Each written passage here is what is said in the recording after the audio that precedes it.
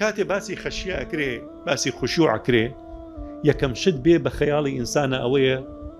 چاوی وشک نەبێ دڵی ڕق نەبێ. سەیری ئەم فەرمایشتە بکەن کە ئیمامی ئەبوو بەکر سبحان الله والله کاریگەری زۆر لە ژیانی من هەیە. لە صحیح بوخاریە بۆمانە گێڕێتەوە ئیمامی ئەبوو بەکر چەند ئایەتێک لە قورئان دابەزیوەتە خوارەوە بزانە ئەو کەم عیلمەی کە پێێتی بزانە چۆن تەئسیری لەسەر دڵی کردو هەرچەنە بە حرفێک لە قورئانیش ناوترێکەم. ئیمامی ئەبوو بەکر بڕیارەدا کە کۆچ بکا بۆ حەبەشە. ئەو کاتە یەکێک لە سەرکردەکانی قوڕەیش سەرکردەکانی مەککە کە پێوتری ئیبن الدوغنە ئەی بینێ ئەڵێ ئەبوو بەکر بۆ کوێ ئەڕۆی ئەویش ئەڵێ قەومەکەم دەرمەکەنە دەرەوە و ترنە ناچاریە کۆچەکەم. ئەیش بزانە چۆن قورئان ڕەنگی یاوەتەوە لە ڕەفتار و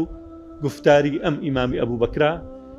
ئیبن الدوغنە هەنێ صفاتی ئەبوو بەکر باسەکە کە ئەزانێ کافریشە بەڵام ئەبوو بەکر بڕوادارە ئەو کافرە بەڵام شایەتی حەقی بۆدا ڕێک ئەو صفاتانە هەمان ئەو صفاتانەی کە دایکە گەورەمان خەدیجە ڕەزا و ڕەحمەتی خوای لێبێ کاتێ باسی پێغەمبەرەکە عەلەیهی السەڵات وەسەلام ئەفەرمێ والله لن يخزيك الله أبدا خوا قەت سەرشۆڕ ناکە لەبەرچی لەبەروی ئەم صفاتانە تیادایە هەمان صفات لە ئەبوو بەکرا بەدی ئەکرێ هەمووی بەرەکەتی ئەو عیلمەیە کە پێیەتی. بزانن ئیبن الدوغنە ئەڵێ مثلك لا يخرج ولا يخرج کەسانی وەکو تۆ نەبێ بچێتە دەرەوە نەبێ دەریش بکرێتە دەرەوە. ئەڵێ فإنك تكسب المعدوم وتصل الرحم وتحمل الكل وتقري الضيف وتعين على نوائب الحق وأنا لك جار. سبحان الله ئەو هەموو صفەتە جوانە باسەکە قورئان ڕەنگیاوەتەوە لە ڕەفتاریە لە هەڵس و کەوتیە ئەفەرمێ تۆ میواندارێکی باشی تۆ کەسێک قەرزار بێ قەرزی ئەدەیتەوە کەسێک محتاج بێ یارمەتی ئەدەی کەسێک لە کێشە و تەنگ و چەڵەما بێ تۆ کێشەی بۆ چارەیەکەی کەسێک باری شانی قورس بوو بێ وتەحمیل الکەل کەلماندووە ئەو کەسەی کە شانی زۆر قورسە قەرزارە مناڵی زۆرە کێشەی هەیە ئەفەرمێ تۆ بارەکەی خەیتە سەر شانی خۆت بۆیە بە هیچ شێوازە نابێ تۆ بچیتە دەرەوە من تەواو پەناتەدەم. ئیجا ئیبن الدوغنە ئەچێتە لای کافرەکان لای مشریکەکانی مەککە جارەدا ئەوە من ئەبوو بەکرم پەناداوە ڕجاتان لێکم کەس دەسی بۆ درێژ نەکە کەس ئازاری نەدا. ئەوانیش ئەزانن کە ئەبوو بەکری سیدیق کاتێک قورئان خوێنێتە خۆی پێ ناگیرێ ڕەجوڵ بەکا بە خوێندنەوەی بۆ قورئان ئەڵێن چی ئاخر ئیبن الدوغنە ئەزانین ئەبوو بەکر خەریکە ئەبێتە هۆکاری ئەوەی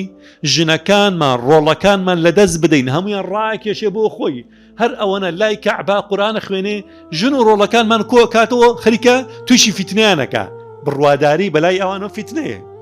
بۆ ئێمە داوایەکمان هەیە ئەبوو بەکر سیدیق با لە ماڵی خۆیان نوێژ بکە نێتە دەرەوە زیارەتی کەعبە نەکە تەواف نەکە هەر لە ماڵی خۆیە ئەویش وعدێ داتێ ئیتر لە ماڵی خۆیان مزگەوتێک ژوورێک تەرخانەکە ژوورێک دروستەکە بۆ وەکو مزگەوت قورئان خوێنێ کە قورئان خوێنێ ئاگەی لە دنیا نامێنێ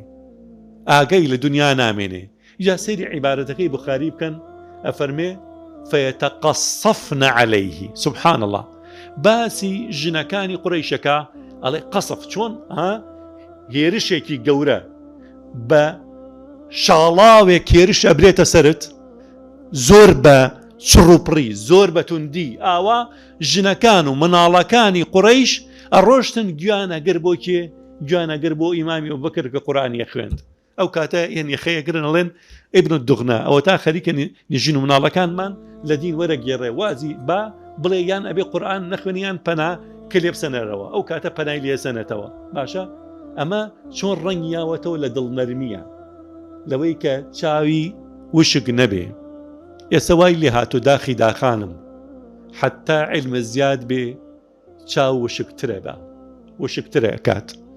حتا علم زیاتر بێ دڵە ڕقترە بێ. بڕۆ سەیری مزگەوتەکان بکە کێ لە دوای دواوە ئێ بۆ نوێژی جومعە نوێژەکانی دیکە سەرەکەی ئەهلی علمن باش ئەو گەنجانن کە خەریکی علمن جاران 24 ساعتە لە مزگەوت تابووم ئەو مبالغەیە کەڵێ 24 ساعتە باشە جارە لە نوێژی جومعە زیاتر پێشتر لە هەموو کەس هاتن بەڵام ێستا هەتا علمی زیاتر بێ سێرەکەی درنگتر ئەڕوا بۆ مزگەوت کێ زیاتر ڕوا ئەو نەخوێنەوارانەی کە عاشقی نوێژن کە عاشقی مزگەوتن باشە ئەمە بەڕاستی کێشەیەک لە بەرنامە هەیە کێشەیەکی گەورە لە بەرنامە هەیە